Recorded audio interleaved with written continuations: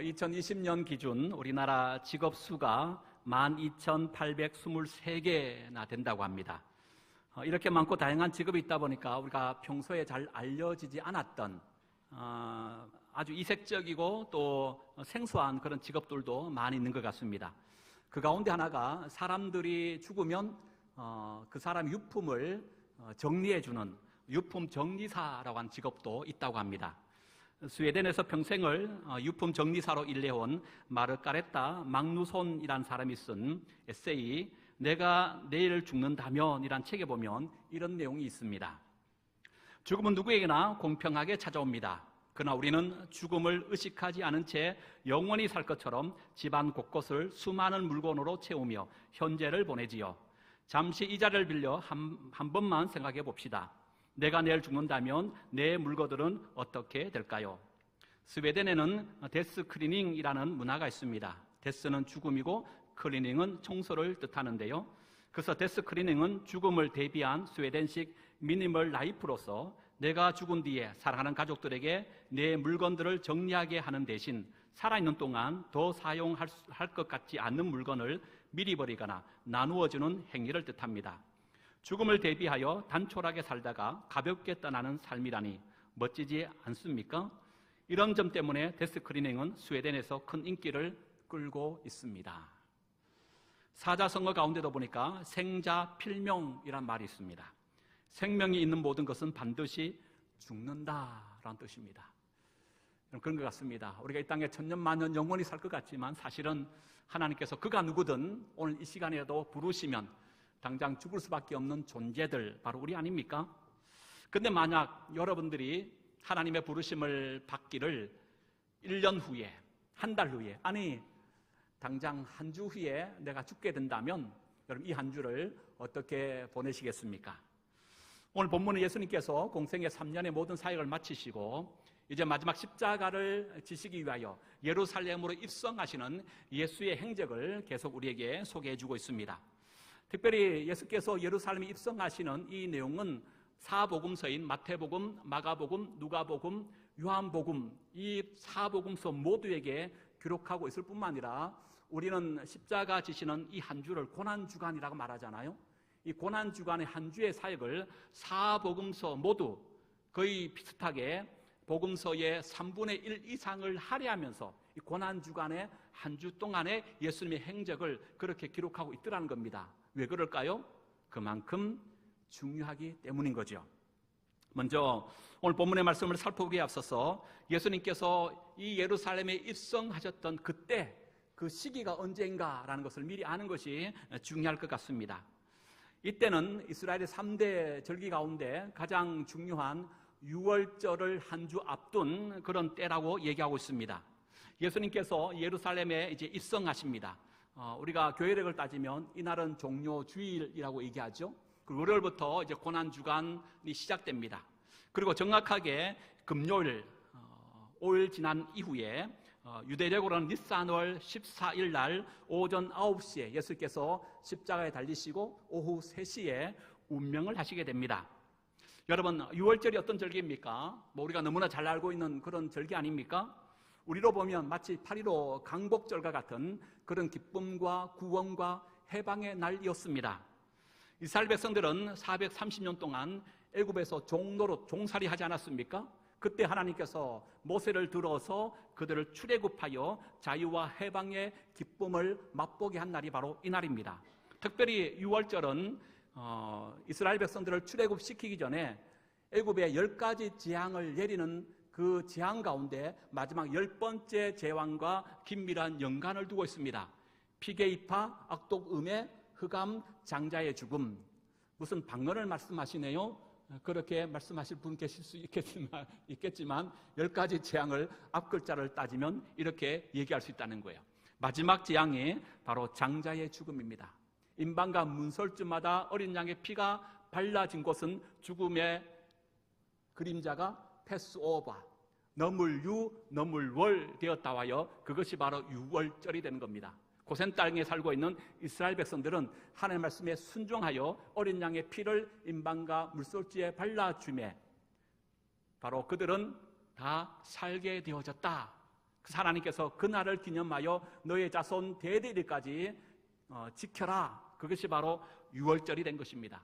또 율법에 따라서 하나님은 이스라엘 백성들에게 1년에 큰 세 절기, 유월절, 그리고 오순절, 장막절이라고 하는 세 절기를 20세 이상 성인된 남자는 반드시 예루살렘까지 와서 제사드리며 그날을 기념하여 지켜라 라고 명시했던 날 중에 하나도 바로 유월절이 되는 것입니다. 근데 여러분, 공교롭게도 지금 예수님께서 십자가에 달려 돌아가신 그날이 언제입니까? 그날이 바로 유월절 당일이 되어졌다는 거예요. 여러분, 이것은 그저 우연의 일치일까요? 결코 그렇지 않습니다. 예수님께서 친히 유월절 어린 양 희생 제물이 되셨다. 이것은요, 성경에 보면 일찍이 여러 많은 곳에서 증언하고 있음을 우리가 발견할 수 있습니다. 요한복음 1장에 보면 세례 요한도 보라, 세상 죄를 지고 가는 하나님의 어린 양이다, 이렇게 그가 고백해요. 사도 바울도 고린도전서 5장 7절에 보니까 우리의 유월절 양 곧 그리스도께서 희생되셨느니라. 예수의 죽음을 바로 유월절 양 희생으로 그렇게 묘사하고 있더란 겁니다. 복음서에도 보면 여러 많은 곳에서 이 희생양을 대속물, 대속의 희생 제물로 말씀하고 있습니다. 왜 그렇습니까? 구약에 보면 이스라엘 백성들이 죄를 범했을 때 자신의 죄를 대속할 어린 양을 취하여 대제사장에게 가서 그것을 생명을 취하지 않습니까? 그리고 제사장은 그걸 받아서 번제 희생 제물로 올려드리면 비로소 그 제사했던 자의 죄가 씻김받는, 하나님 마치 구약의 그 어린 양의 대속의 희생 제물 되시사 우리를 대신하여 십자가의 죽으심에 누구든지 십자가에 달리신 예수를 바라볼 때 그 믿음에 가지고 의롭다 칭함받아 우리가 구원, 바로 이 자리에 서게 되어졌다는 거예요. 바로 이처럼 구약의 유월절 그 어린 양의 피는 예수 그리스도의 십자가를 드러내고 나타내는 하나의 그림자요 모형이었다는 겁니다. 참 실제는 누구였습니까?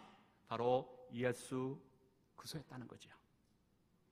이에 우리는 이제 유월절 어린 양의 실제이신 예수 그리스도를 통해서 비로소 영원한 죄와 사망의 건세에서 패소하고 넘어가게 된 줄로 믿습니다. 예수님께서 유월절에 돌아가셨다는 것이 영적으로 이런 깊은 의미가 있다는 것을 우리는 기억할 필요가 있습니다. 아무튼 지금 예수님께서 이 유월절 한 주를 앞두고 예루살렘으로 입성하셨습니다. 그리고 오늘 본문을 이제 함께 살펴볼까요? 2절을 먼저 보십시다. 2절 다시 읽어봅니다. 시작. 이르시되 너희는 맞은편 마을로 가라. 그리하면 곧 매인 나귀와 나귀 새끼가 함께 있는 것을 보리니 풀어 내게로 끌고 오라.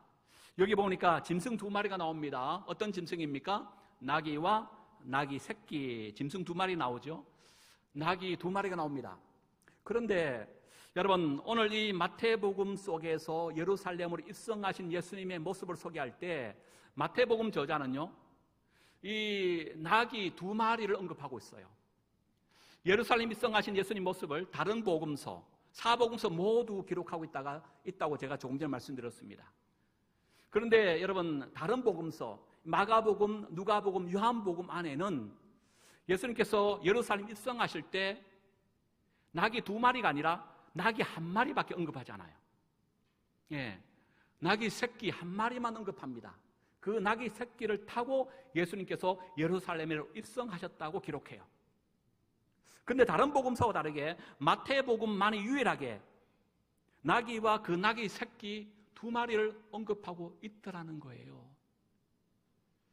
여러분, 왜 그럴까 한번 의문을 가져보신 적이 있으신가요? 왜 다른 복음서는 다 나귀 새끼 1마리를 언급하는데 마태복음에서만 유일하게 왜 나귀 2마리를 언급하고 있을까? 여기에 마태 저자의 1차 독자들과 우리에게 주는 메시지가 있기 때문입니다. 그것은 다른 것이 아니에요.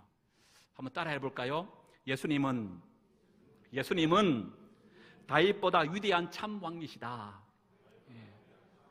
마태 저자는요, 나귀 1마리가 아니고 나귀 2마리라고 이 사실을 언급함을 통하여 그가 하고 싶은 메시지가 뭐냐? 예수가 누구신가? 예수는 다윗보다 위대한 찬왕이시다. 이걸 지금 드러내고자 하고 있는 거예요. 왜 그런가? 오늘 1절 보면은 지명이 하나 나옵니다. 감난산 벳바게라는 지명이 나오죠. 감난산은 예루살렘 바로 맞은편에 있는 해발 약 한 830m 정도 되는 굉장히 높은 산입니다. 감난산이라는 것은 그곳에 감람나무, 정확한 올리브 나무입니다. 올리브 나무가 그곳에 많이 심겨져 있기 때문에 그곳을 감난산이다 이렇게 불린 거예요. 그리고 이 벳바게는요, 감난산 바로 뒤쪽에 있는 작은 시골 마을입니다. 이곳으로부터 예수님께서 바로 예루살렘으로 입성하는 시작의 첫 출발점으로 삼으셨다는 거예요. 특별히 중요한 것은 여러분, 요한복음에 따르면 이 벳바게에서 멀지 않는 곳이 베다니거든요. 베다니 하면 생각나는 한 인물이 나옵니다. 예수님께서 죽은 자를 살리셨던 누굽니까? 네, 나자로 시작되는 사람인데 나사로입니다. 나사로가의 고향이 바로 베다니였어요. 예수님께서 이 나사로가 죽었다는 소식을 듣고 이곳 베다니를 지나서 이제 베다니로 벳바게를 지나서 베다니로 가려고 하는 그때에 이곳 벳바게에서 누굴 만나냐면 나사로의 누이 마리아를 만나요. 그리고 마리아와 함께 마르다와 함께 이곳에서 부활과 관련하여 얘기를 나눴던 것이 바로 이곳 벳바게였다고 요한복음은 증언합니다. 그리고 사무엘하 15장에 보면요, 다윗이 자신의 아들 압살롬의 반역에 의하여 그가 예루살렘 성 안에 있지 못하고 급히 목숨을 부지하기 위하여 도망가게 됩니다. 그때 도망갔던 경로가 찾아보니까 감난산을 올라 지나가고 있는 겁니다. 그때 사무엘하 15장에 보면 이 다윗은요, 이 감난산으로 올라갈 때에 그냥 올라가지 못했어요. 마치 신발을 신지 못하고 맨발채 머리를 풀고 울면서 그 길로 올라간 겁니다. 왜요? 다른 사람도 아닙니다. 자신의 아들 압살롬이 자기를 죽이려고 아버지의 등에 비수를 꼽은 겁니다. 이거보다 더 비참한 일이 어디 있습니까? 그래서 그는 슬픔을 이기지 못하고 눈물을 흘리면서 그 감난산으로 도망갈 수밖에 없었던 그런 모습을 우리에게 소개하고 있어요. 그런데 예수님은 지금 그 당시에 최고의 왕이었던 다윗은 슬픔과 아픔으로 이 길을 올라갔는데 예수님은 반대로 어떻게 해요? 사람들의 한호와 한송을 받으면서 이 길을 통하여 예루살렘으로 들어가고 있는 모습을 우리에게 보여주는 겁니다. 그러면서 뭘 말씀하고 있어요? 암묵적으로 예수 그가 누구신가? 구약의 왕보다 다윗보다 더 뛰어난 참된 왕이시다 우리에게 보여주고 있는 거예요. 조금 더 구체적으로 들어가 보면 압살롬의 반역이 실패합니다. 그리고 다윗은 예루살렘 성으로 다시금 입성하게 돼요. 그때 입성하는 가정 속에서 사울의 손자이자 요나단의 아들인 무비보셋의 몸종인 시바가 다윗에게 나옵니다. 그리고 시바가 다윗에게 나와서 그가 다윗에게 준 선물이 있습니다. 그 선물을 사무엘하 16장 12절은 이렇게 얘기합니다. 다윗이 마루턱을 조금 지나니 무비보셋의 종 시바가 안장 지운 두 나귀에 떡 200개와 금포도 100송이와 여름 가을 100개와 포도주 한 가죽 부대를 싣고 다윗을 맞는지라. 왕이 시바에게 이르되 내가 무슨 뜻으로 이것을 가져왔느냐 하니 시바가 이르되 나귀는 왕의 가족들이 타게 하고 떡과 과일은 청년들이 먹게 하고 포도주는 들에서 피곤한 자들에게 마시게 하려 함이니이다. 여러분, 시바가 예루살렘 입성하는 다윗에게 뭘 준비하여 줬다고요? 나귀 2마리예요. 이때 등장하는 것이 나귀 2마리예요. 나귀 2마리를 주면서 당신의 가족들이 이 나귀를 타고 예루살렘으로 입성하기를 원하나이다. 그리하여 준비하여 준 것이 나귀 2마리였다는 거예요. 나귀 2마리 가족이 탔으면 좋겠다라고 선물했지만 가족이 탔겠습니까? 누가 탔겠어요? 왕인 다윗이 탔음이 분명합니다. 여러분, 그럼 오늘 본문으로 다시 돌아오면 예수님께서 예루살렘을 입성하실 때에 낙이 한 마리가 아니고 낙이 두 마리가 언급하고 있어요. 물론 두 마리 가운데 탄 말은 아마 말이 아니 낙이죠. 탄 낙이는 아마 낙이 새끼임이 분명합니다. 다른 복음서가 그렇게 증언하고 있기 때문에. 그러나 마태의 복음 속에서는 낙이 새끼를 타고 들어가지만 그 옆에 아마 이 새끼의 어미 된 낙이 두 마리가 함께 동행하여 예수님을 태우고 바로 예루살렘으로 입성하고 있는 장면을 보여주고 있는 거예요. 여러분, 마태복음의 1차 독자는 유대인들입니다. 유대 기독교인들에게 예수가 누군가 복음을 전하기 위하여 기록한 것이 바로 마태복음이에요. 유대인들이 누굽니까? 그들은 구약의 정통한 자들입니다. 예수님께서 예루살렘 입성하실 때 낙이 한 마리가 아니라 두 마리를 끌고 그걸 타고 예루살렘으로 입성하는 것을 보는 순간 구약의 전통한 유대인들은요, 사무엘하 16장의 이 시바 사건을 분명히 그들은 떠올리고 기억했을 것입니다. 그러면서 그들은 마음속에서 이렇게 외칠 것입니다. 아, 누가 참 왕인가? 여러분, 이스라엘 백성들, 특별히 지금 유대인들도 학수고대하는 나라의 회복이 있습니다. 바로 다윗 시대 때 번영하고 번성했던 그 나라를 꿈꾸고 있습니다. 그래서 이스라엘의 국기 보면 흰 바탕에 파란 별이잖아요. 다윗별입니다. 이스라엘 역대 왕 가운데 가장 위대했던 왕, 하나님 앞에 인정받았던 마지막 왕이자 유일한 왕, 모든 사람이 칭송하고 다윗 때와 같은 그런 부귀와 영화를 누리고자 하고 있는 그 다윗의 통치를 다시 한번 회복하기를 원하고 있는 이들. 그런데 예수님이 바로 다윗처럼 낙이 두 마리를 타고 예루살렘으로 입성하는 거예요. 다윗과 예수님이 오버랩되고 있습니다. 그러면서 그들은 생각하는 거예요. 드디어 우리가 원하고 바라는 왕이 오셨구나. 구약에서 가장 위대했던 나라, 바로 이스라엘 부강했던 다윗 시대, 다윗 같은 참 왕이 지금 예루살렘으로 입성하고 계시구나. 아니, 다윗보다 더 위대한 예수께서 왕으로 들어오고 계시구나. 바로 낙이 두 마리를 타고 오신 것을 바라보고 그들은 이 마음을 품기 시작했다는 거예요. 그래서 한 마리가 아니라 몇 마리가 필요한 거예요? 두 마리가 필요하다는 의미가 여기 있는 겁니다. 그리고 그 즉시 백성들이 예수님께 한 행동이 두 가지가 나타나요. 첫 번째가 뭐냐 하면, 여러분 계속 한번 볼까요? 6절을 보십시다. 먼저 제자들이 예수님 앞에 이런 행동을 취합니다. 6절과 7절입니다. 시작. 제자들이 가서 예수께서 명하신 대로 하여 나귀와 나귀 새끼를 끌고 와서 자기들의 겉옷을 그 위에 얹으며 예수께서 그 위에 타셨다라고 되어 있습니다.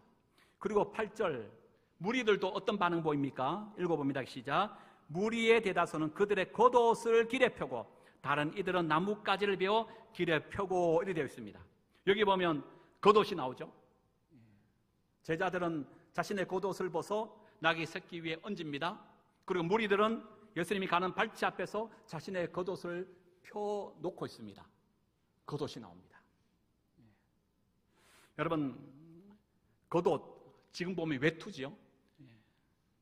당시 왕족이 아닌 일반 가나안 백성이 있어서는 겉옷은 사치입니다. 있다면 한 벌밖에 없어요. 이 겉옷은 낮에는 자신의 몸을 보호하는 옷으로 입었지만 밤에는 바로 이불로 사용했던 것이 그 당시 가난한 자들이 있어서의 겉옷입니다. 그래서 율법에 따르면 가난한 자들의 겉옷을 저당 잡으면 저녁까지 두서는 안 된다. 왜요? 저녁에는 기온이 떨어지기 때문에 추운 겁니다.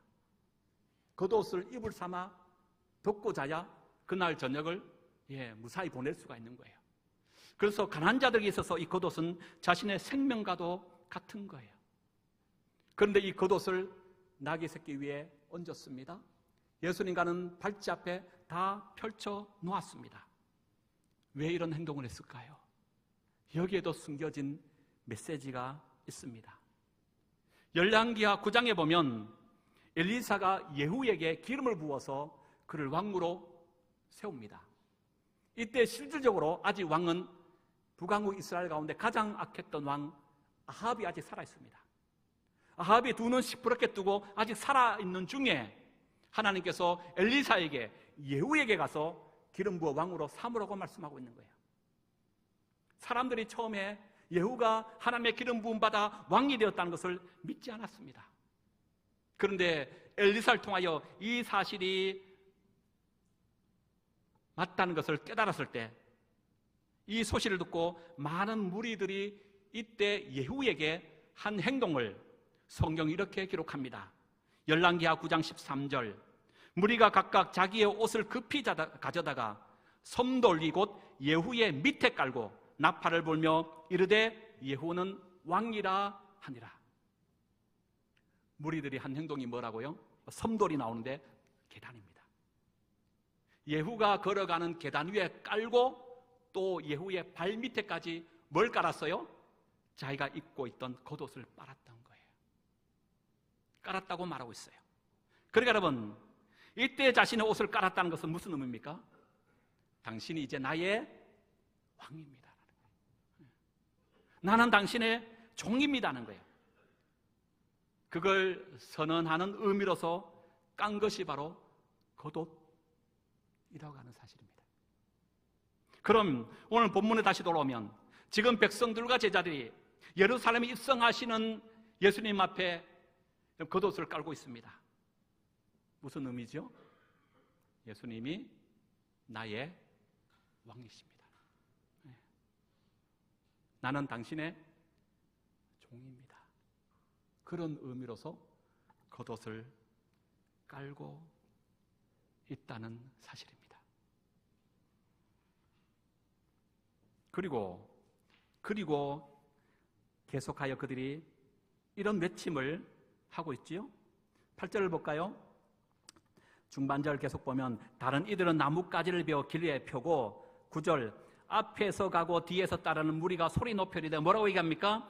호산나 다윗의 자손이여 찬송하리로다. 주의 이름으로 오시는 이여 가장 높은 곳에는 호산나 하더라. 호산나 뜻은 우리를 구원하소서. 우리를 구원하신 분은 오직 누구밖에 없다는 거예요. 다윗의 자손으로 오신 참왕 예수님. 예수님만이 나의 구원자 되십니다. 그런 의미로 자신의 겉옷을 예수님 발치 앞에 깔았다는 거예요. 특별히 예루살렘으로 들어가는 문들은 동서남북에 굉장히 많이 나 있습니다. 오늘 예수님께서 이 예루살렘 입성하실 때 들어갔던 문은 이 금문이라고 해서 이 동문입니다. 성지순례에 가보셨던 분은 아시겠습니다만은 지금 이 문은 굳게 닫혀 있습니다. 유대계 전통에 따르면 메시아가 오실 때 이 문으로 들어가기 때문에 그때 이 문이 열릴 것이다 이렇게 믿고 있는 거예요. 예루살렘 동문으로 나오면 가장 먼저 접하는 장소가 뭐냐면 그것이 바로 감람산이에요. 감람산이 해발 830m라고 말씀드렸습니다. 높은 곳입니다. 예루살렘도 약 800곳입니다. 그 감람산에서 정상으로 바라보면 바로 계곡으로 내려갔다가 예루살렘 올라가는 그런 길이 되어 있습니다. 그때 이 감람산에 내려가서 가장 예루살렘으로 쉽게 들어갈 수 있는 첫 문이 뭐냐면 가까운 문이 바로 예수님께서 지금 나귀 타고 들어가셨던 동문입니다. 지금은 닫혀 있지만 감람산에는요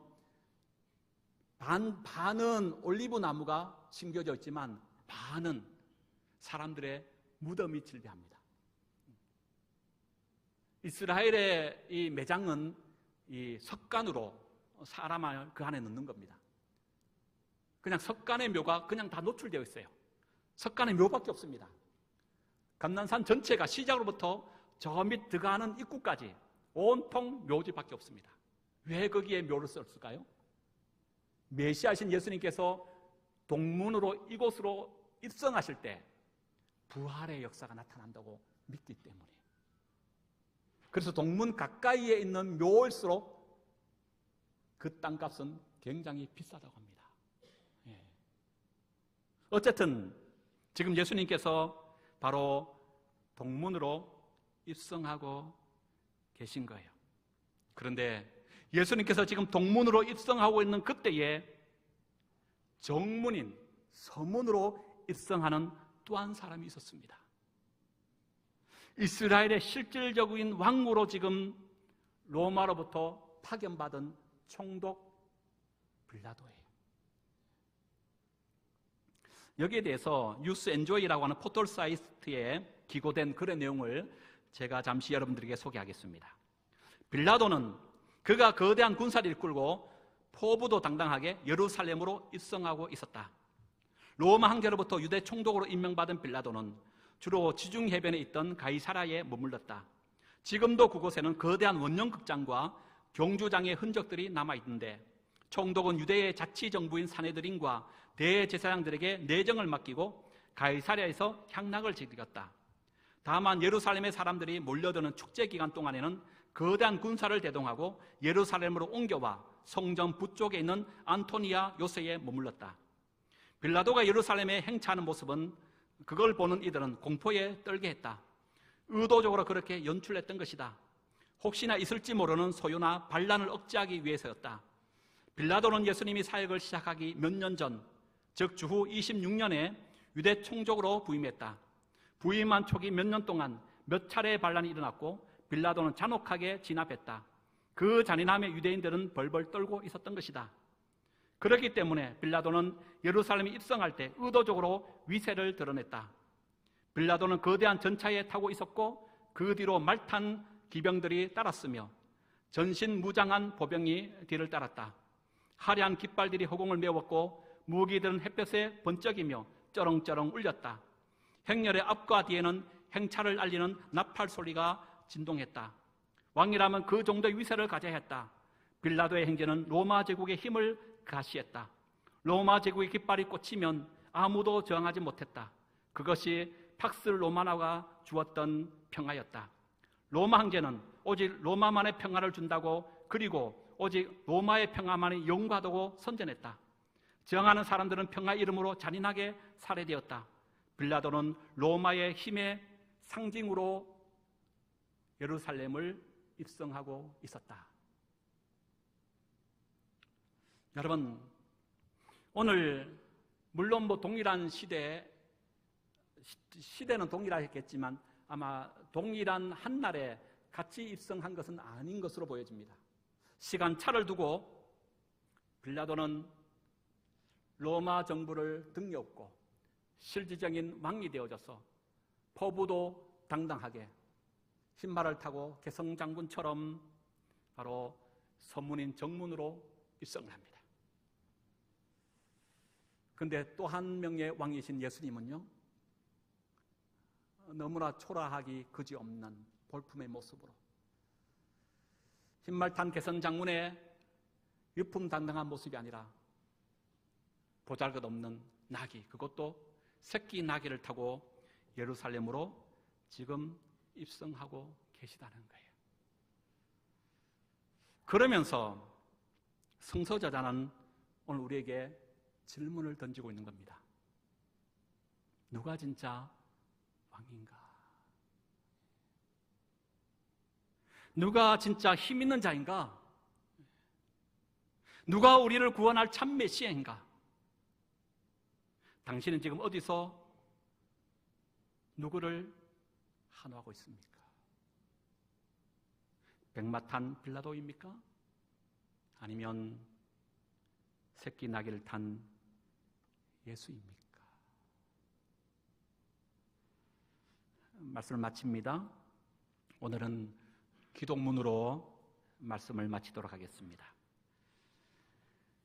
가장 낮은 곳에 임하셔서 가장 높아지신 주님, 모든 이들을 섬기심으로 모든 이들을 다스리시는 주님, 진정한 힘이 무엇인지를 알게 하신 주님, 진정한 위대함이 무엇인지를 알게 하신 주님, 저희의 마음을 붙드시어 주님의 뒤를 따라 주님의 길을 걷게 하소서.